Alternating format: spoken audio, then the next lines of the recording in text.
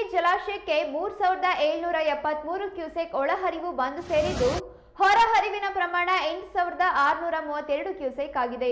ಜಲಾಶಯದ ಒಟ್ಟು ಸಂಗ್ರಹಣಾ ಸಾಮರ್ಥ್ಯ ಮಟ್ಟ 1819 ಅಡಿಯಾಗಿದ್ದು ಪ್ರಸ್ತುತ ಮಟ್ಟ 1817.15 ಅಡಿಯಾಗಿದೆ. ಕಳೆದ ವರ್ಷ ಇದೇ ಸಮಯದಲ್ಲಿ ಜಲಾಶಯದ ಮಟ್ಟ 1818.10 ಅಡಿಯಾಗಿತ್ತು. ಈ ಬಾರಿ ತುಸು ಕಡಿಮೆಯಾಗಿದೆ.